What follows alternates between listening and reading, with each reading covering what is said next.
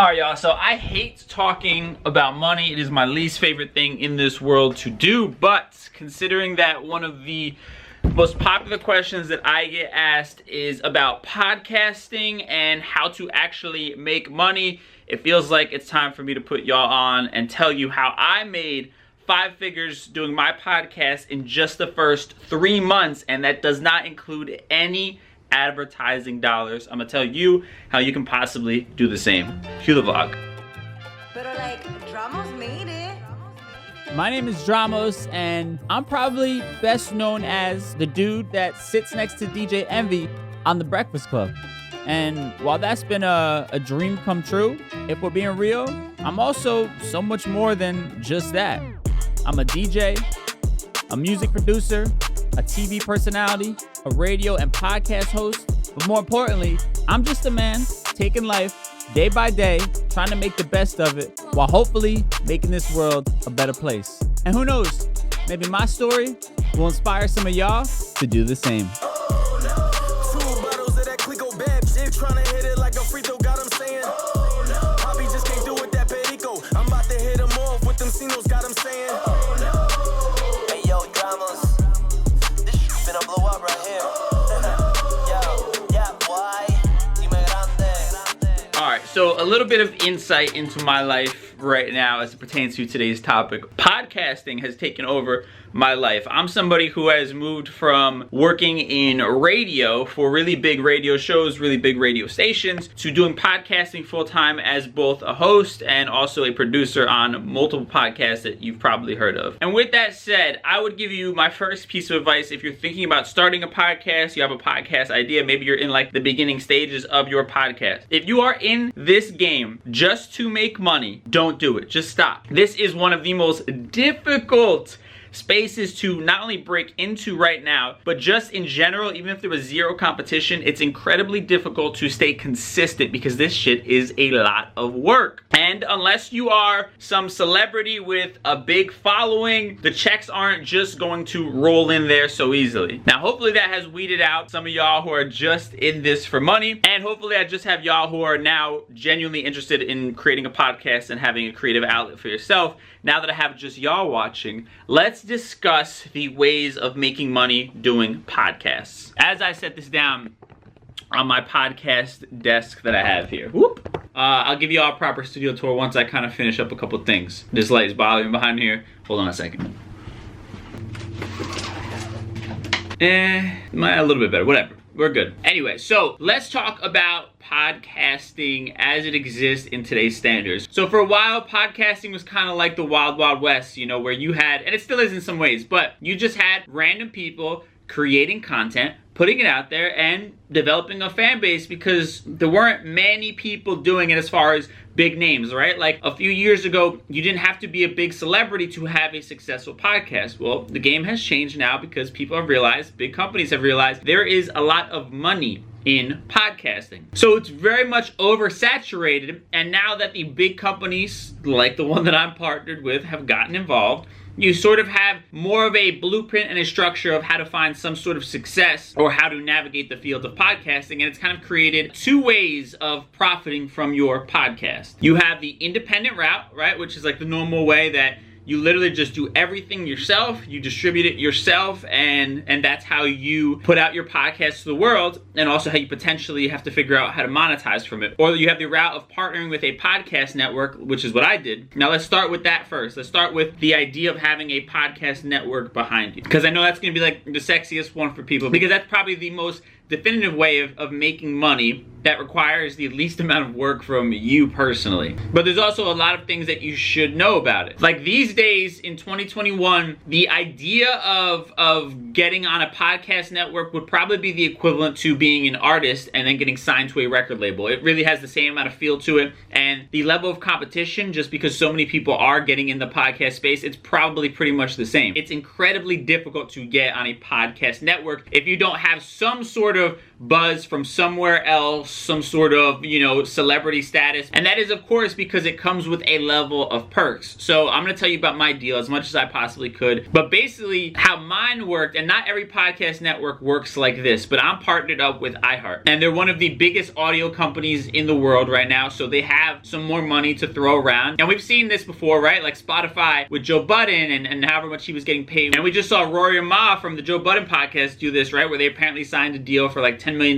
with SiriusXM and Spreaker. So how this whole type of thing works and how it kind of worked for me was I got paid up front, like a guarantee. Like an artist would get a guarantee from a record label. I got paid a flat out upfront fee for the year from iHeart for my podcast. Now that was after, a couple months of negotiation, having test episodes, selling my idea, all that good stuff. And of course, I was fortunate enough that I was coming off of the heels of The Breakfast Club, right? So I had that platform as to kind of launch me to spark the interest in a company like iHeart, who I was already working for, but podcast division kind of operates separately. It's a bit confusing. But to get a company like iHeart behind me as a podcaster, I already had some sort of like social currency, right? Because I was attached to The Breakfast Club. So they gave me an advance and we have terms, right? I'm signed to them for X amount of years exclusively when it comes to podcasting. I can only create podcasts for iHeart, and in exchange, they gave me upfront money and guaranteed money for each year of my contract. Now, I own my podcast outright, and I basically license it in partnership with iHeart for the years of the contract that we agreed upon as we do this partnership. And then they basically are also going to now spend money advertising and marketing my podcast for me. But here's the flip side of this agreement as well, and what you should expect if you do end up doing a deal with a podcast network. That money that I got up front, that's not just free money, it is recoupable. So while for most podcast deals you're going to be splitting the ad revenue like 50-50, I still have to pay back the company for the advance that they gave me. So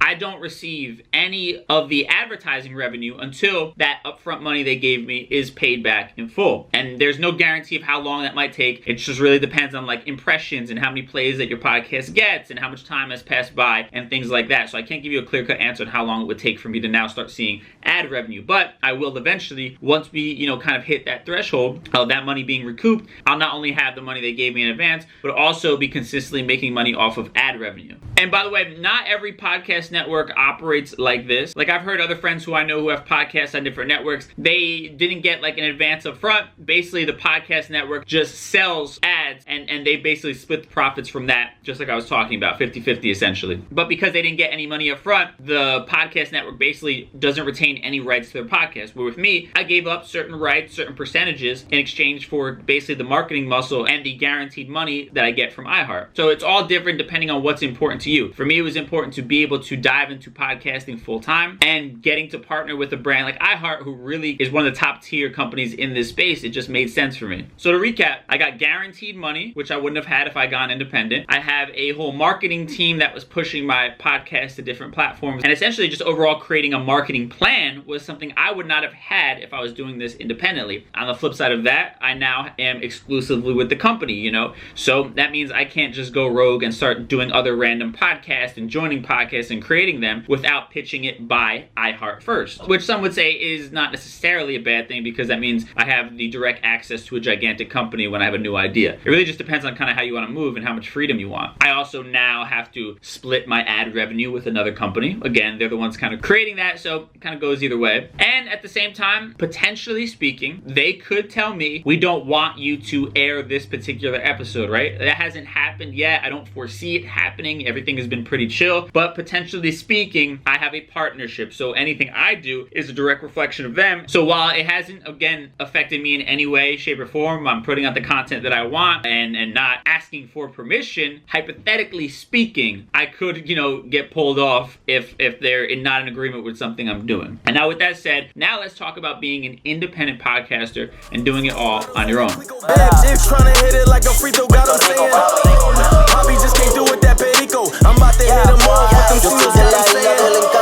Aquí todos somos del mismo barco. Aquí tiene algo de negro hasta el más blanco. Bichote como narco, porque liriqueando te vuelo encanto. Y tengo más verde que el lagarto de Gaico. Somos unos psycho del pariseo y del volumen alto. Pero metemos miedo como un gigante en zanco. Porque a los chocas aquí se matan por la boca antes de tirarlos por la borda pa' que floten como plancton.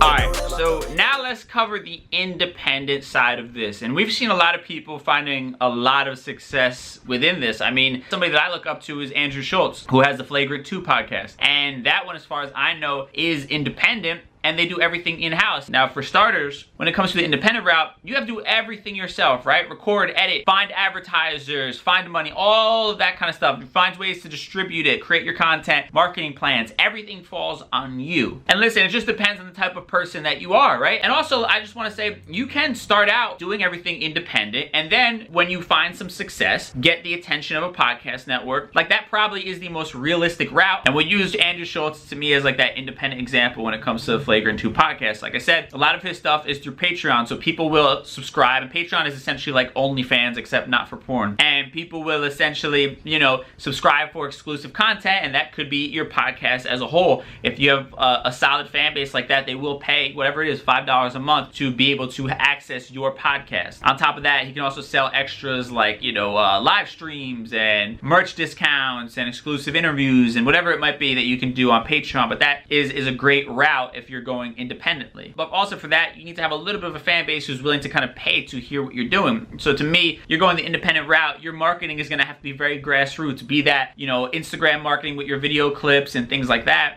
or the biggest thing that I've seen, and it's something even I do with a network behind me, you go out and you try and become a guest on other podcasts that would have a similar audience to yours. And you go out there on that podcast, people enjoy what you have to say, you promote your podcast, you'll start getting followers from that. Obviously, YouTube is another one. Posting clips, things that people will pick up on, trending things that people will be searching for and happen to stumble upon your podcast, all that stuff. But again, all of this falls on you when you're going independently. And I would also say you should also try and see if you can start out local when it comes to some of the advertising, right? You have to sell ads basically. So if you're trying to make some money, and again, I don't think when you first start off, you should be worried about that. You kind of have to get your numbers up a little bit and kind of cement the project in itself. But say you're rolling, you're a few months in, all that kind of stuff. Why not, if you are from Houston, Texas, why not go around locally to Houston businesses and see if they'd be interested in advertising on your podcast? You know, mom and pop's restaurant. Hey, say go to them and say, hey, listen, I have a podcast that is pretty popular here in Houston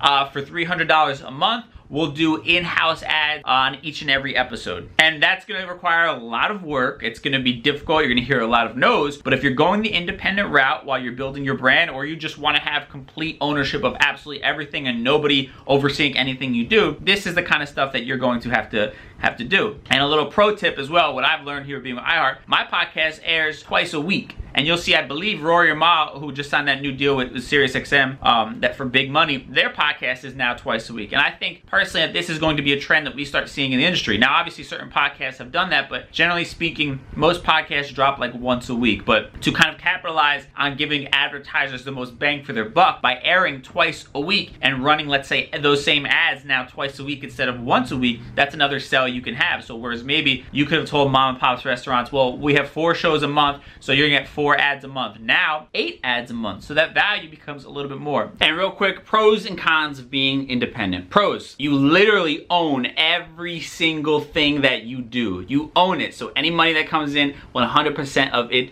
goes to you. Also, nobody can tell you what to do. Now, cons: you are responsible for literally everything. That means the money that goes into making your podcast, be that equipment, paying somebody else to record at their studio, and paying somebody else to edit it, whatever it is, you have to pay for that. You're responsible for creating leads, which means any advertising, any potential money that could come in for the podcast, you are responsible for doing that. And lastly, you again are your entire team. So you have to become a PR person, a marketing expert, and a production whiz. So all of that falls on you if you choose the independent route. Understand this is not going to happen overnight, and all of these things I'm telling you are ideas of how you can get started, but understand that you're not going to implement all of them right off the get from day one. But for anybody that's interested in starting one and you're just curious how these things actually make money, how they work, I hope that this was helpful to you. Now with that said, thank y'all for tuning in to another episode of the vlog. I appreciate you. Check out my podcast, by the way, if you haven't yet. Life as a Gringo is available everywhere that you find podcasts. I would appreciate y'all checking it out. It is basically my viewpoint as somebody who was essentially viewed as never never enough. I'm not Latin enough. I am looked at as weird by kids in the suburbs because my house smelled a little different and my dad had an accent. It's life through somebody living in that gray area, and it's not necessarily just for Latin people. I talk about everything from relationships to hoe phases to racism to everything, man. We talk about every topic. It just happens to be through my viewpoint, but a lot of the topics are universal. I mean, I had my parents on the show and we talk about a lot of the issues that I had with them growing up. So a lot of things are tackled on this show. I would love for y'all to check it out. Let me know what you think. Also, I've been getting hit up a lot about this and I've been kind of fielding offers here and there, but it's something I'm going to actually really become more invested in, and that is speaking engagements. I've gotten some companies wanting to reach out and have me speak at their company just about how I've been approaching building my brand in you know, today's climate and utilizing technology and doubling down on your authentic self and finding success in doing so. So anybody that, if you have a company, you have like a diversity group at your company and they hire speakers and things like that, and you think that I might be a good fit for that, please feel free to hit me up. My email is right here. Let's see, right there. And yeah, you can hit me up. I'll also put it in the description and see if we could potentially set up something where I can come talk at your school, your company, whatever the case may be. I'm just here to inspire people to, man, take chances on themselves, invest in themselves, and be authentically themselves. I'll catch y'all with a new vlog next week. We staying consistent, man. It's 2 weeks in a row. We're going for 3 now. I'll catch y'all then. Peace.